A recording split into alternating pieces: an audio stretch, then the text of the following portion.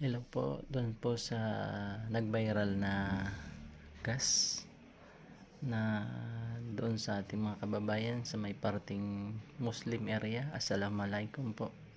So, happy dapat tayo kasi may natuklasan na gas na mismong biyaya na ni God, ni Lord yung nagpapahiwatig sa atin. Ito yung video. Tuloy ka naman kasi upang gawa.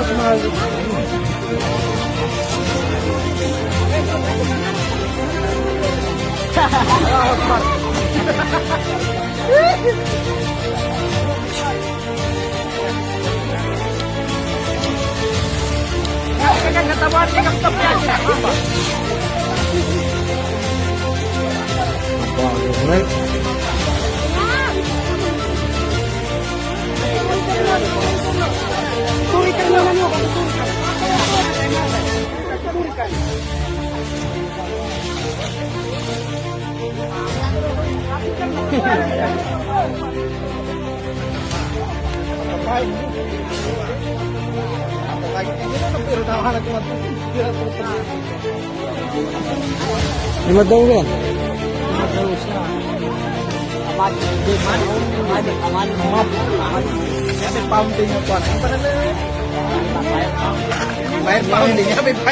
Yang kapya niya kena mawag. Woi, tubig kapyan.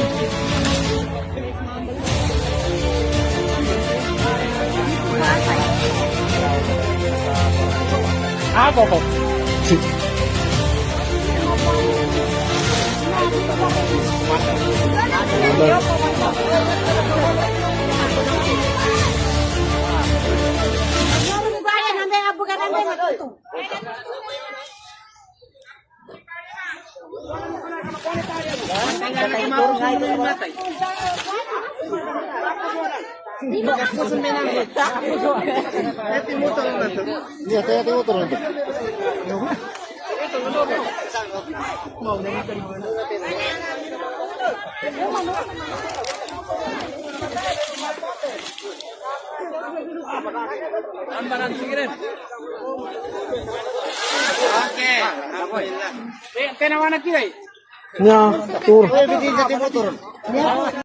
So sana maparating to sa ating government na gawan agad ng paraan.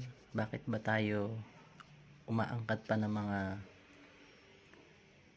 langis, gasolina sa napakalayo na bansa dito sa tinatrabahoan namin, na samantalang ang Pilipinas ay lumulutang na yung mga biyaya ng Diyos. So marami lang nagwawalang iya sa bansa natin. So kailangan po natin mabantayan yan. Baka mapasok na naman yan, may binta katulad ng mga engineer dati na yung makina pinapaandar sa tubig lang. So hindi sinuportahan ng government natin. Nasa ibang bansa na siya siguro. Alam kong alam ninyo yun. So dapat natin mabantayan to, na itong blessing na ito yung magpapaunlad sa atin.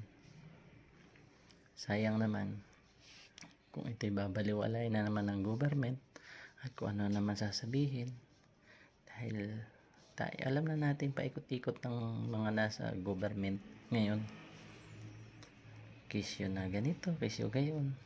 So mas malaki kasi ang nananakaw pag magkukuha ng gasolina galing ibang bansa kaysa yung meron tayo dito, dyan sa Pilipinas.